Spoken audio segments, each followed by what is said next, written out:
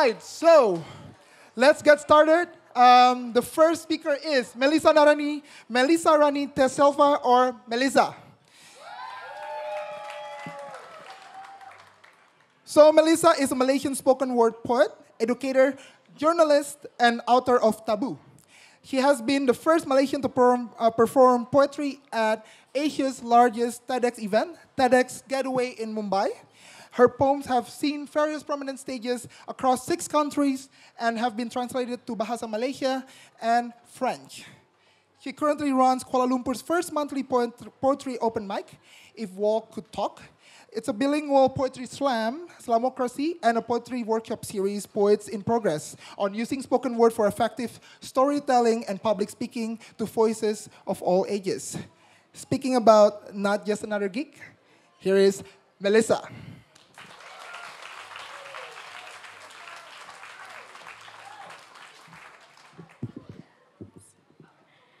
Hi, so I'm a spoken word poet, and that means I'm a performance poet. And where I come from, there aren't many spaces for me to perform poetry. There is an occasional poetry slam or a reading session during a writer's festival, but that's pretty much about it. So when I first started doing poetry, I had to share stages at music open mic nights, and that is the problem.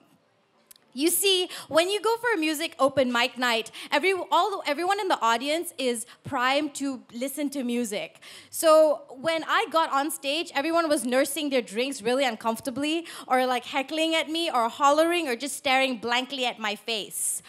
And sometimes they even like talked louder than me. So these spaces actually made me more resilient because it made me a louder poet. I was more able to handle large crowds and stages like this one.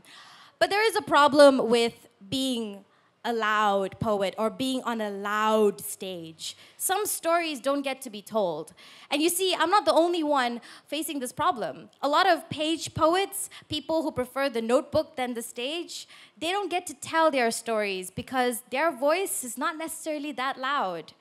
And this is why I knew that there needed to be a perfect space where both people could combine. Of course, you had like poetry collectives in every city, but you see, collectives are not necessarily a solution for everybody. And this is because collectives tend to cement into a clique. And whenever you're trying to do a certain story or a poem, that collective might not necessarily facilitate that. One of my favorite poets, Rudy Francisco, has this line which says, "Home is any place that makes you forget the world is on fire." So 2 years ago, I set up to look for a home for poetry. I wasn't gonna make a poetry show. No, you see, to show is to exhibit, and I was tired of exhibiting. I wanted to create a space where people could come and share their stories and actually connect with other people. Because poets, we tend to be shy kind of people. We're not always all that jazz. So I started looking for spaces. And of course, you can't always put poets in a black box with like the audience really, really far away. It gets really hard for us to throw our voices. So you gotta arrange them closer like this, so when I talk to you, it's more intimate and we can smile at each other. And then I had to learn how to be a good host. So I went to comedy open mic nights. And in comedy shows, they have this thing where the host, before you get on stage, they fist bump the next comedian that's coming over. And the reason why they do this, it's like as if to say, "I got you, bro," or "You got this. You got this." And that's important. And then the final thing I had to do was learn how to train my audience on how to be an audience. I got them to make signages to support all the poets that were coming on stage because it's very important for you to be a good audience to the person on stage. And the key to that is listening. For example, I had to play classroom games like this. When I say spoken, you say words, spoken, word. Spoken, word. Something like that. So listening was one way I could establish a rapport between my audience and the poets and make them feel comfortable. And of course, some poets would come on stage and tell you very difficult stories. They're very confessional because as poets, we stripped our souls bare. And I always tell my audience, if you hear a difficult poem, if a poet comes on stage and shows a lot of courage, go up to them and give them a hug. This is the show, and it's called If Walls Could Talk. And once a month for the last 1.5 years and 23 shows, a lot of people of all kinds come here to do poetry. And they're not poets. You have to understand that. They're just people who happen to do poetry. And that is important. Because you see, it doesn't matter if you're 85 or you're 10 years old, or if you're a national poet laureate, or you are just a 10-year-old kid. If you have something to say, it is really important for you to share it and for us to hear it.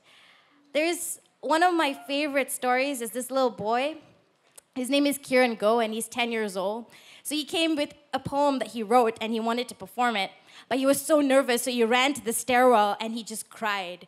And one by one, my trained audience went up to him and hugged him really tight. And today, he called himself a freelance poet.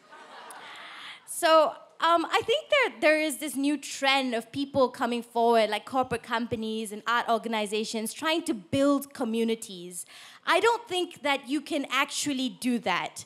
You see, you can only facilitate the experience. You can only bring people together into a room and make them want to be part of something. But how they choose to connect to each other is a whole different story. You can't possess people.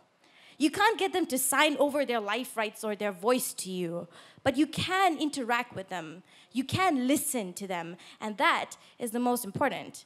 And of course, in the last 23 shows, I've been having a happy problem, and everyone that comes to poetry shows, If Walls Could Talk, they keep falling in love with each other.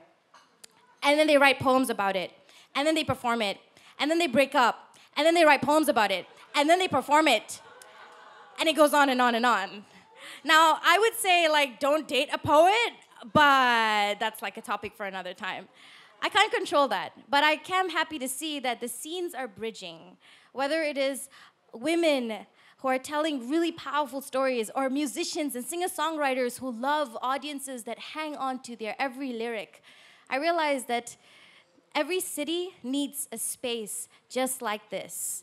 And so if you ever come to Kuala Lumpur or Malaysia, and if you want to tell your stories, or if you just want to listen to ours, please know that you can always come home. Thank you.